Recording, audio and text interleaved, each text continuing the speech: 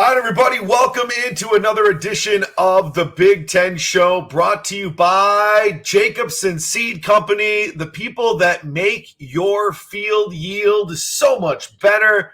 The hybrid advantage. Check out our good friends at Jacobson Seed Company. Listen, they're all about the integrity of the seed.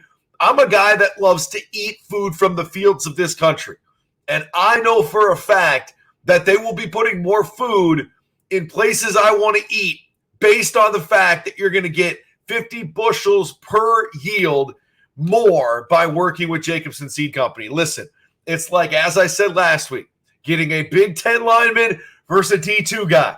It's all about getting the top quality, and Jacobson Seed Co. has you covered. Yes, it is only me, not Mr. Adam Carricker. He just takes so much time off in the summer. Must be rough. While I'm sitting here working away as only the hard workers can. So, today on the show, we're going to go back a week. We're going to go back before we go forward. And we're going to talk about what just happened at Big Ten Media Days. Now, listen, there's all kinds of storylines. We know there's more than 10 teams in the Big Ten. But for these purposes, Big Ten show, we're going to go with 10 storylines from the Big Ten Media Days last week. And we got some quotes for you. We do have some reactions from yours truly. And I'm actually going to take one of these topics and give you the impersonation of what I think Adam would have for this as well. So we start at number 10. And these are in no particular order. Again, just going from last week's Big Ten Media Days and everything that unfolded throughout the process. Wisconsin quarterback Tanner Mordecai, he described Wisconsin's offense as follows, and I quote, "Dynamic, fast, explosive, more balanced than people think. We're going to take shots." Now, in the past, we have seen Wisconsin's offense, the bread and butter of that, be the big uglies up front, and those guys paving huge gaping holes as if it was the Grand Canyon to run through for those dynamic running backs there at Wisconsin. It's going to be different with Luke Fickell. We know that. But as you listen to the comments coming out of Badgerland, it isn't going to be 80-20 in Madison, pass heavy. It's going to be balanced. But when you see them take shots, it's not going to be dink and dunk 5-yard outs. It's going to be taking shots downfield. Creativeness, I think, is going to be a big part of what they do offensively. And as Adam and I have talked about a lot through this offseason, Luke Fickell, I think, is a great fit for what they're trying to do right now in Wisconsin. I think he's going to take that program, which is established and really good at football, to another level in today's ever-changing college football world. But I love those words. Let me repeat those. Dynamic, fast, explosive, more balanced than people think. We're going to take some shots. I think Wisconsin fans, from an aesthetically pleasing standpoint, are going to like what they see on the field. It may take a year or two till they ultimately get the guys they need to accomplish that task. But I absolutely love the hire of Luke Fickell, the way that they're bringing in some of his philosophies that he used at the Ohio State as the head coach at Cincinnati. And they're going to make sure that they stay somewhat balanced, because they're going to still recruit a lot of those guys that can, create those Grand Canyon-like holes. But I can't wait to see some of these big plays from Wisconsin this year and moving forward. At number 9, speaking of Wisconsin, guy that filled in last year as the interim head coach, Jim Leonhard. He went to Illinois as the defensive coordinator under a guy that we know knows Wisconsin because he was the head coach prior. And so here's what Brett Bielema said about his new DC, Jim Leonhard, last week at Big Ten Media Days. "Come in and learn from us and let us learn from you. I'm excited because his defensive mind and mindset is unbelievable." I think Wisconsin was looking for an offensive change. And I think the reason why Jim Leonhard didn't get hired was because they could get a guy that had some head coaching experience in Luke Fickell, but he was defensive centric. Now he's going to go on, I think, and have a lot of success here at Illinois. And then I think he's going to get that head coaching job somewhere else. It may not be in the Big Ten to start, but more of like a place like a Cincinnati that's now going to be in the Power 5, but wasn't at the time. I think this guy had the buy-in of the locker room. He's going to step in and have immediate credibility from his playing days at Wisconsin. Bielema knows him as well as anybody, and his defensive mindset, as Bielema said, is spectacular. Illinois is a team that surprised people a year ago. Now, they had some drop-off, but I think moving forward with Illinois and Bielema and Leonhard, man, it's going to be tough to score some points on that team. I think they're going to control the clock a lot, and that defense is going to set them up in some opportune situations. I absolutely thought it was a home run hire for Brett Bielema to get Jim Leonhard in the offseason. And I think that you saw sort of the excitement when he was asked about Jim Leonhard come out for Bielema last week at Big Ten Media Days. Again, the Big Ten Show. No Adam Carricker this week. I am Jeff Turn. This show is, of course, brought to you by Jacobson Seed Co. At number 8, PJ Fleck last week had to answer some questions that I know he didn't want to answer. There was a piece that came out last week detailing a couple of former players' allegations about sort of the culture within the Row the Boat Nation. I'm doing the Row the Boat. Sorry, you can't see it. The Row the Boat Nation of Minnesota. And some called it a hit piece. Some were alarmed and said, oh my gosh, do we have another Northwestern on our hands? I, with these stories, am not going to get on the record and say I know all the facts. But watching last week, the reaction, comparable to even most recently with Northwestern, drastically different, right? Like you didn't see the masses come out and defend Northwestern and Pat Fitzgerald. There were players that did. And as the reports continued to come out and we started to see more and more and more from that situation, I think some of that died down a little bit because it became very serious stuff. There were no allegations of sexual misconduct or hazing at Minnesota. There's this thing called the Fleck Bank, where apparently if you get enough points or money within the Fleck Bank, you get in trouble, you got a little bit of leeway. I don't see the problem with that. Also, I saw an overwhelming support for PJ Fleck from players' parents, from coaches. Like, I'm not going to say that this thing was fabricated because I think everybody that was interviewed as someone that was involved in the story has their own opinion and ultimately lived experience. But I think PJ handled it very well. He called the toxic culture allegations baseless.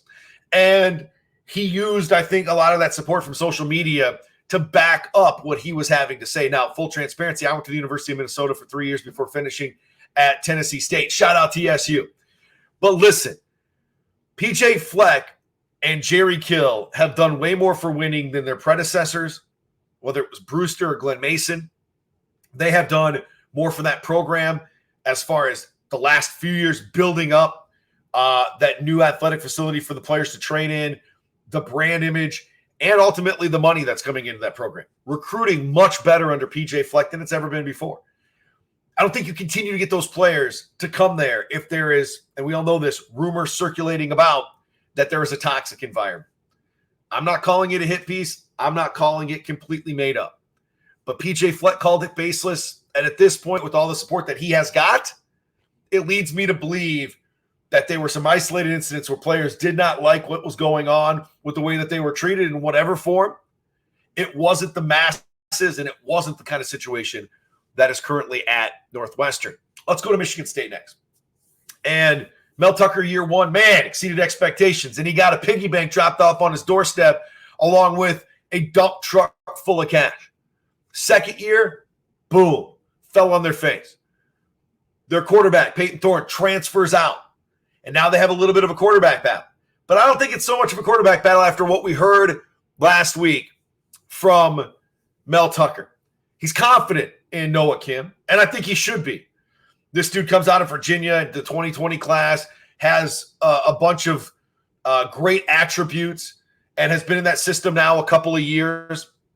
He was in limited action a year ago. It was like 14-19, 3 touchdowns, no picks. And you can't take that and say it's going to be applicable this year. But I like Noah Kim's game. I think they get back to more success as long as he stays healthy. Now, he can't chuck it around probably like Thorne could because that dude had an arm on him. And there's a reason why he was scooped up in the portal.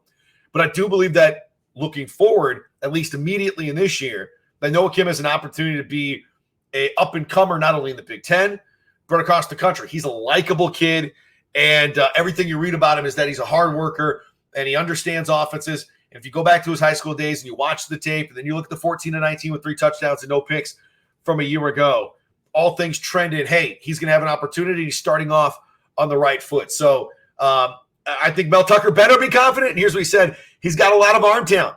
He's very poised. He's very athletic. He's in the top 20 fastest players on our team.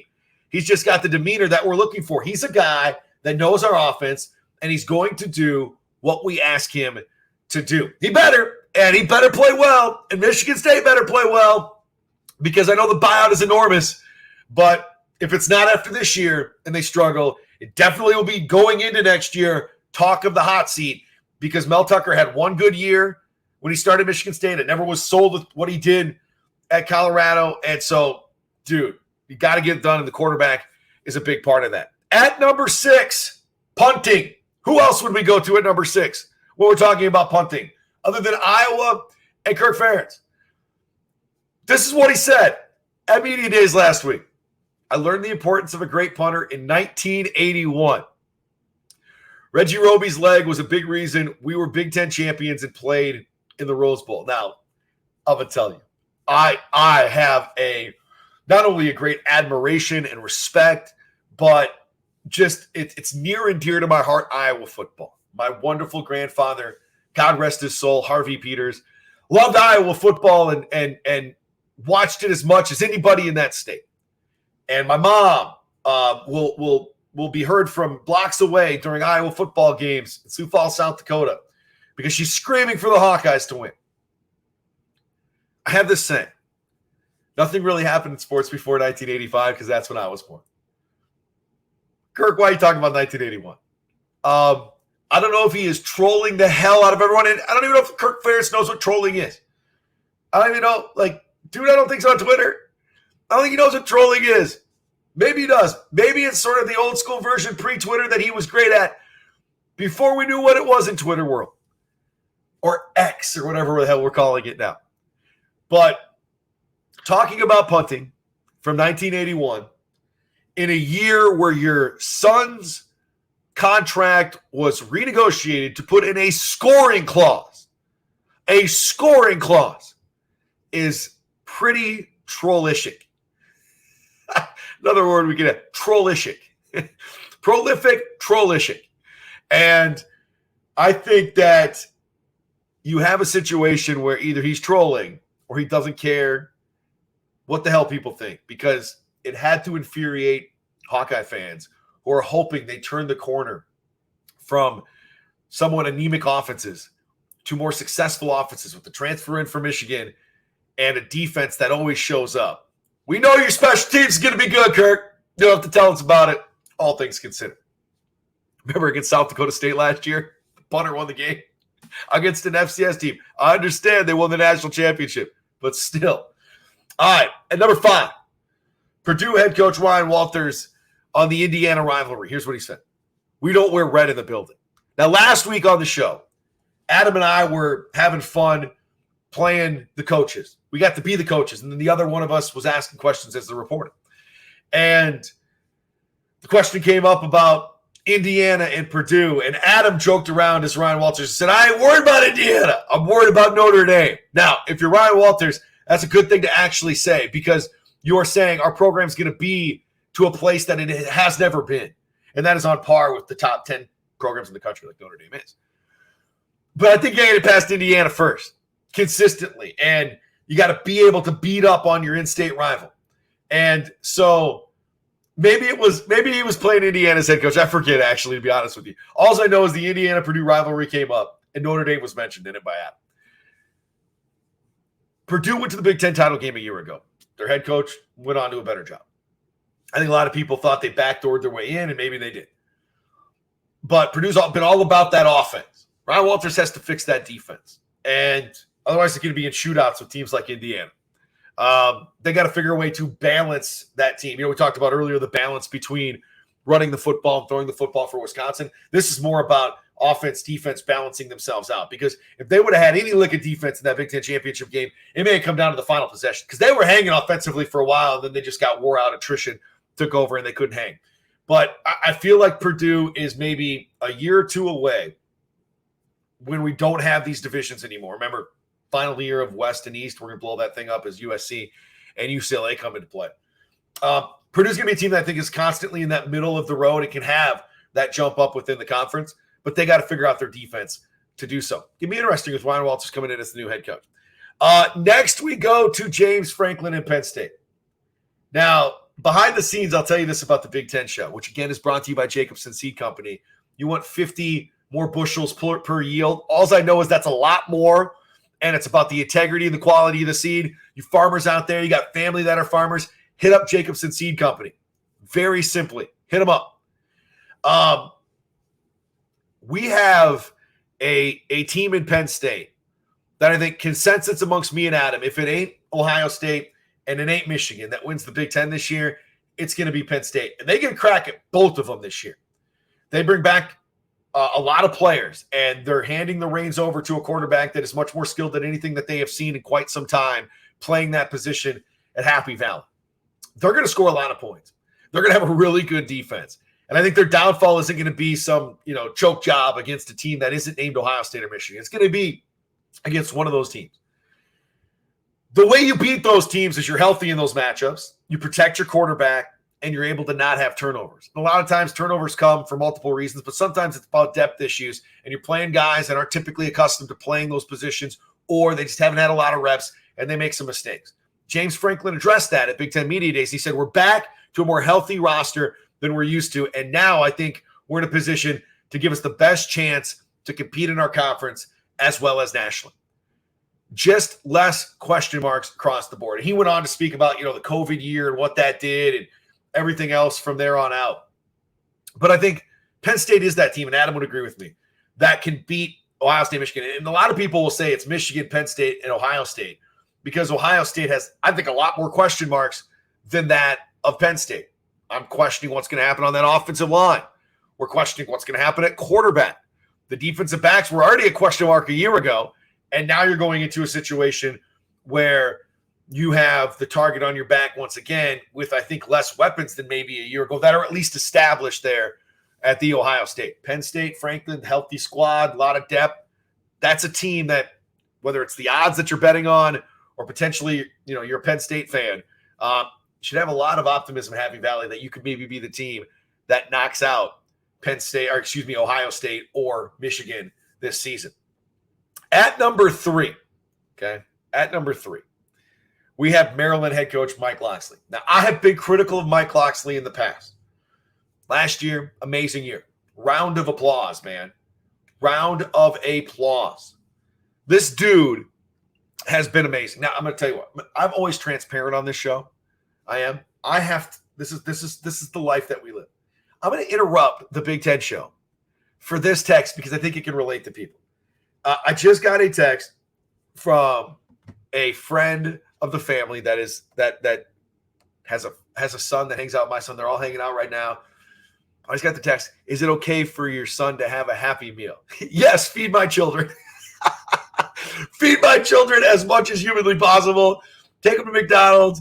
I want to put yes, Y-E-S in big letters. But I did this on local radio. I've done this on national radio. I interject my life with everyone else's lives because we all go through it and we get interrupted in our jobs sometimes based on our children. And the text I just got was, can your kid have a Happy Meal? Yes, feed my child 100%. Go ahead. Now you don't have to do now. I have to go back to my notes because I had to send that text. All right, so Mike Locksley, back to Locksley. He deserves a round of applause. Last year was amazing. I don't know if I'd go this far, though, with Mike Locksley.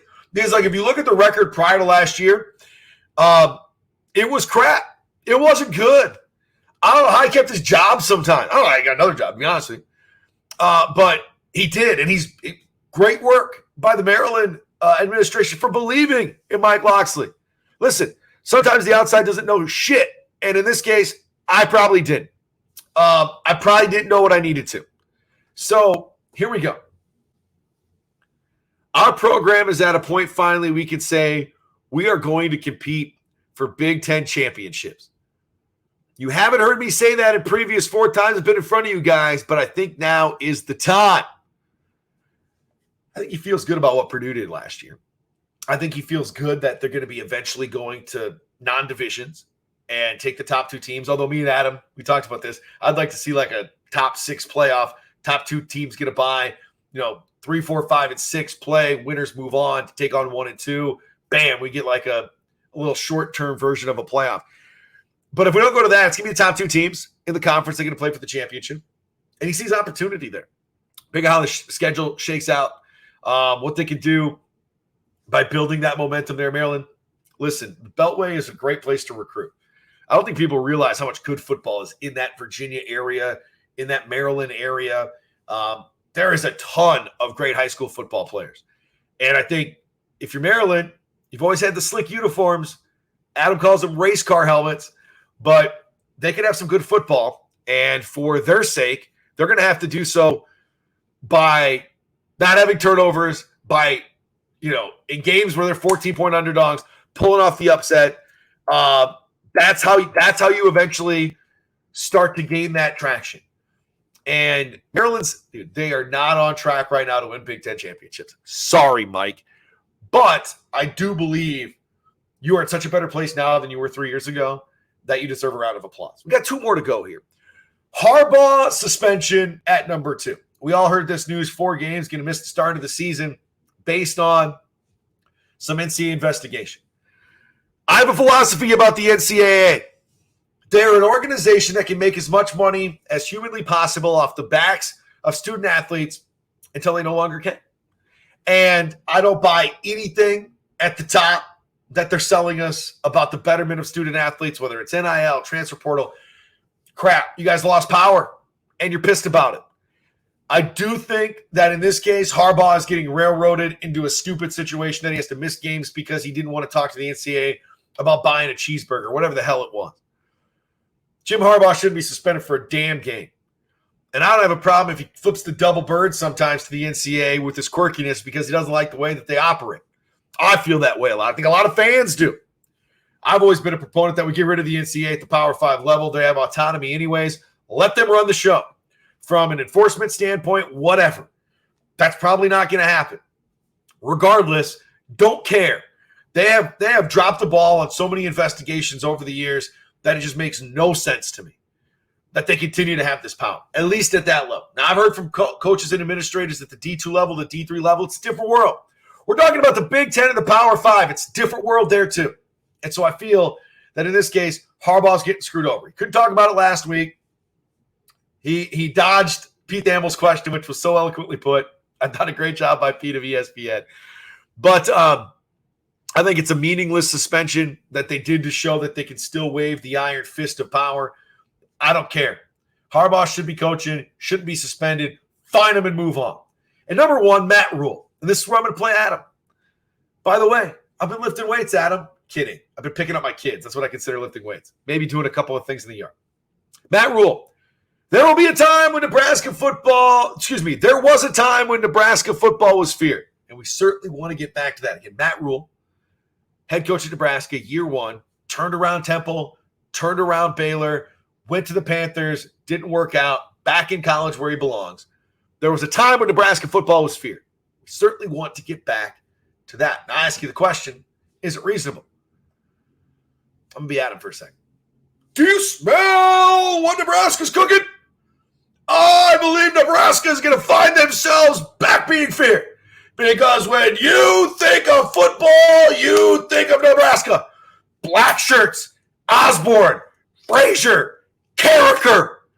You think of Lincoln, Memorial Stadium, and you think of championships. Championships that we won by being feared. Now I believe that Nebraska football is going to get back to being feared. It may not be this year, but Jeff, it will be sooner rather than later. I'm kind of with Adam, the Jeff Turn version. I think football is the best when Nebraska's good. I grew up as a Miami Hurricane fan, not liking Nebraska because all my friends did. I still have always had respect for the program. And I think when I really gained a different level of respect for the program was after the glory days. It was when I was working at SiriusXM College Sports Nation for the great Bill King. And we were based out of Nashville, worldwide show on SiriusXM. And other than some of the SEC calls from the Bama folks, the LSU folks at the time, the program that checked in the most was Nebraska. I was always shocked that we were getting a call from Kearney, Nebraska, Lincoln, Nebraska, Omaha, Nebraska, fans from all over the country driving truck that love Nebraska. And that was back in like 08, 09, 2010. That's not when they were in their glory days. But that's still the brand that exists in this college football landscape. When Nebraska's right, they can get people to go there. The middle of Nebraska in the cornfields. They have a brand that resonates with the parents of these kids.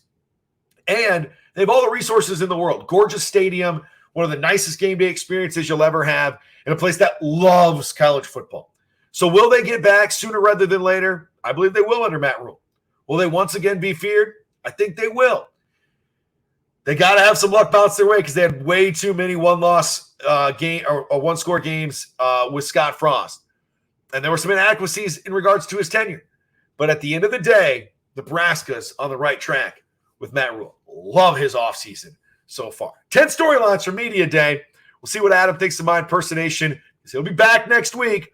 We're going to dive into that slate of games that NBC released from the Big Ten as they have their inaugural year with the aforementioned conference. And we have a special guest lined up for you. So join us next week. JacobsonSeed.com. Listen up.